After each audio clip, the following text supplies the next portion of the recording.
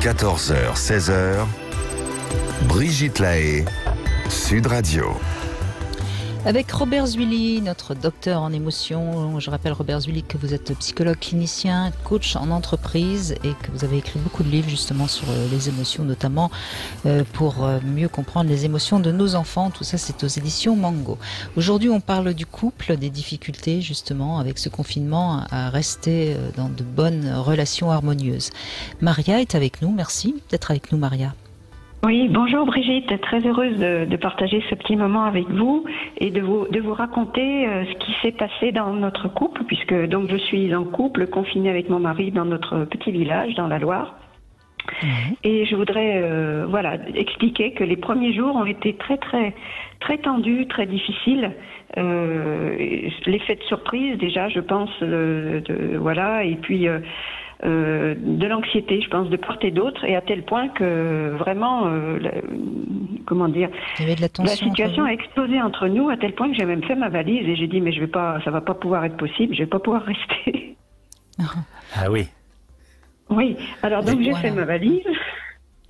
Et puis en me disant mais comment je vais faire pour trouver un train pour partir, enfin bon, et puis on s'est calmés tous les deux et on a rétabli le dialogue entre nous, parce nous avions je dirais avant le confinement, en tant que couple, nous avions deux problèmes que nous n'avions pas réussi à régler, qui étaient en cours, on va dire, et qui se sont retrouvés bloqués là avec le confinement, et ça a pris de l'ampleur. Mais des problèmes qui sont dus à votre entente ou des problèmes extérieurs?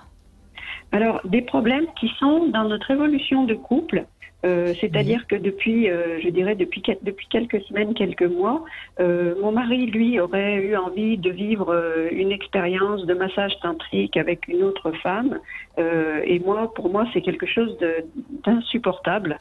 Donc donc mon mari se sentant bloqué, moi je sentais que je n'arrivais pas sur le plan sensuel et sexuel pas à le satisfaire, c'est pas le mot parce que j'ai le sentiment de pouvoir bien le satisfaire, mais comme s'il me refusait de vivre certaines choses avec moi parce qu'il aurait eu besoin que ça passe par l'extérieur. Bon, remarquez, là vous êtes tranquille tant qu'on est en confinement.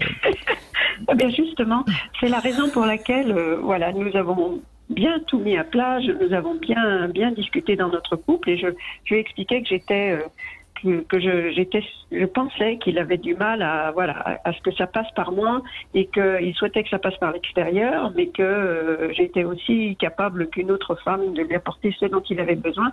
Ça rejoint un petit peu le jeu que vous venez de faire, parce que mon mari m'expliquait que sur le plan anal, il avait besoin de caresses très très très intimes, et apparemment il était en désir de le vivre à l'extérieur, et je lui ai expliqué que je me sentais tout à fait capable de lui apporter beaucoup de bonheur et de plaisir. Et alors, une fois que nous avons bien discuté, il s'est apaisé. Et nous avons mis en place, depuis déjà plus d'un mois maintenant, tous les matins, au moment où on se réveille, nous avons mis en place le fait de vivre un moment de sensualité, d'amour et de tendresse dans notre couple. Et j'ai à cœur vraiment de lui faire beaucoup de bien et d'être dans son désir sexuel, et de lui faire du bien sur le plan anal. Et donc, et depuis un mois, nous sommes dans une vie sensuelle vraiment délicieuse. Et nous commençons la journée par ce moment de rencontre, et nous faisons beaucoup, beaucoup de bien l'un l'autre. Ouais, c'est magnifique. Alors, parce que d'abord, vous avez, je voulais revenir sur votre première réaction. Vous avez eu peur, vous êtes dit, je ne me vois pas rester, et vous avez fui.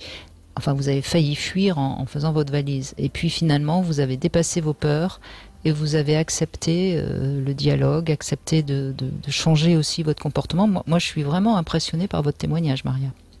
Excusez-moi, Robert, je vous ai coupé. Non, je vous en prie.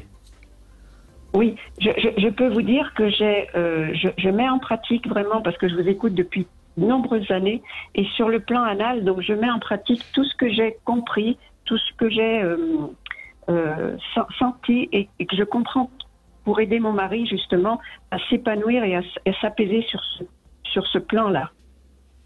Oui, et sans doute que vous avez compris. Là où je suis surprise, c'est que j'ai moi-même beaucoup de plaisir à le faire. Mais oui, parce que vous avez compris que quelque part, certes, vous lui faites plaisir, mais quelque part, vous êtes aussi celle qui prend le pouvoir. Quelque part. C'est vous qui dominez la situation, d'une certaine manière. Et ça, c'est important, parce que ça vous redonne... Ça vous redonne active.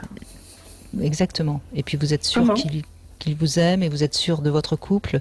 C'est magnifique, votre témoignage. Moi, j'ai rien d'autre à dire. Hein.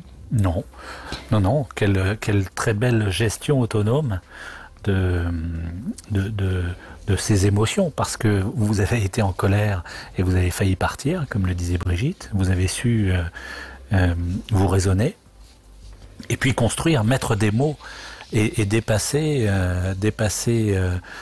la crainte pudeur ou qui était celle de votre mari, de vivre quelque chose avec vous.